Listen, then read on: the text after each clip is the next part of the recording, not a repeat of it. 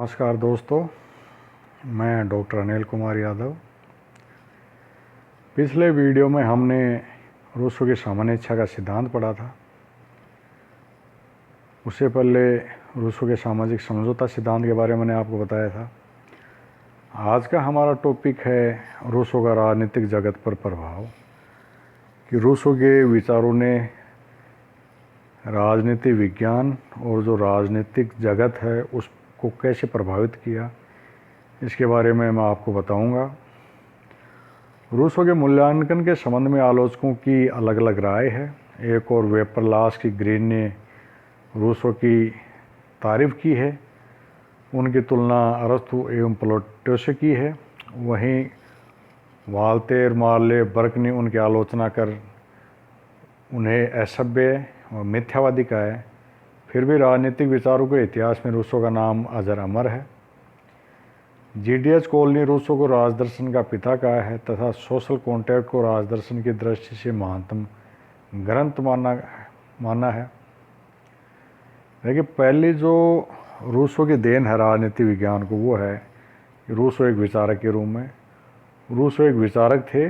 France की पाठ्य पुस्तकों के रूप में उसके ग्रंथ बहुत मान्य है। एमाइल, सोशल कॉन्ट्रैक्ट, ये इनकी फेमस पुस्तकें हैं। फ्रांस व अमेरिका की क्रांति के प्रेरणा स्रोत उनके विचार थे। डायल के शब्दों में रूसो ने घोर दुविधा एवं असंतोष के समय यूरोप के सामने एक प्राचीन और जर्जर ढांचे को तोड़ डालने का औचित्य प्रदर्शित किया तथा एक ऐसे आदर्श को उसके सामने रखा जिसे वह विनाश के बाद प्राप्त कर सकता था। देखिए, फ्रांस और अमेरिका की राज्य क्रांति के लिए रूसो के विचार भी काफ़ी हद तक जिम्मेदार है। फ्रांस की क्रांति का जो आधार था स्वतंत्रता, समानता और बंधुत्व है। तो रूसो का एक फेमस कोटेशन है कि व्यक्ति स्वतंत्र पैदा होता लेकिन हर जगह वो जंजीरों से जकड़ा हुआ है।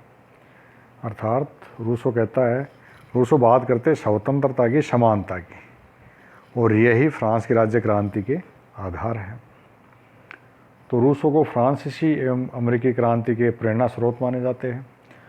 दूसरा है आदर्शवाद के सूचक। रूसो का राजनीतिक दर्शन आदर्शवाद का सूचक है।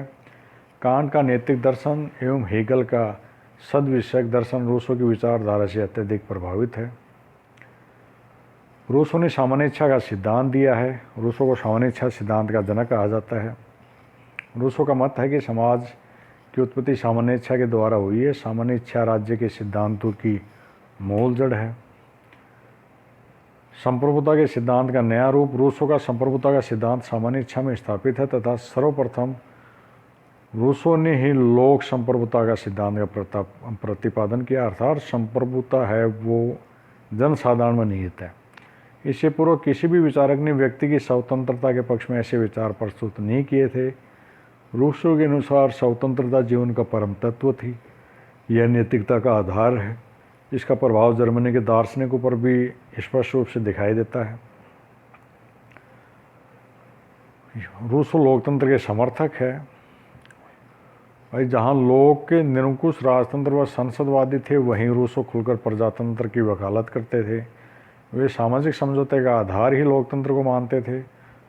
उसकी सामान्य इच्छा के पीछे जनता की इच्छा थी, इसलिए व्यक्ति का समाज में विलय हो जाना, समाज की समझ शक्तियों का प्रयोग करना आदि बातें प्रजातंत्र के समान ही है।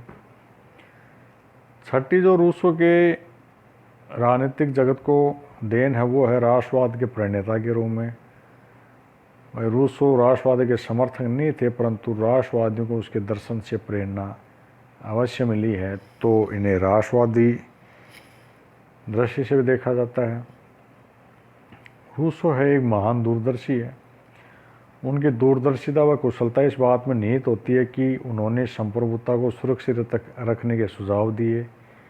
इसका उदाहरण शक्ति विभाजन का सिद्धांत है। अब निष्कर्ष देखिए, इस प्रकार स्पष्ट है कि रूसो के दर्शन में आधुनिक काल की सभी प्रमुख विचारधाराओं समाजवाद, अधिनायकवाद, व्यक्तिवाद व निरंकुशवाद एवं लोकतंत्र के बीज मिलते हैं।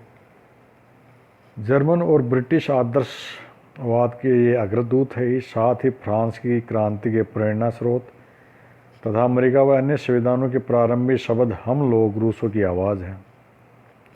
रूसों का उद्देश्य सत्ता व स्वतंत्रता का तालमेल स्थापित करना है।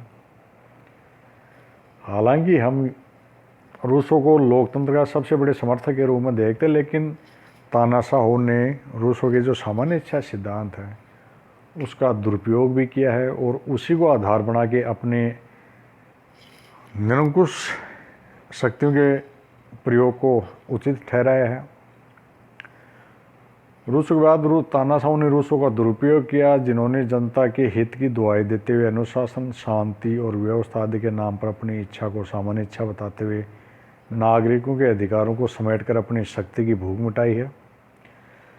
अतः वह जनता को राजनीतिक शक्ति का अंतिम स्रोत समझते हैं, सामान्य हित को वह सरकार का समुचित लक्ष्य घोषित करते हैं। रूसो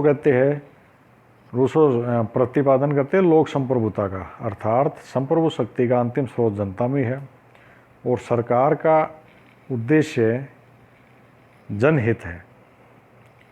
उन्होंने इस बात पर अधिक बल दिया कि राज्य एक सामाजिक संस्था है। रूसों का प्रभाव हो राजनीतिक क्षेत्र के अलावा शिक्षा, साहित्य तथा धर्म के क्षेत्रों में आंशिक रूप से पड़ा है। अतः रूसों को आधुनिक प्रत्यक्षवाद के जनक की संज्ञा भी दी गई है। नमस्कार।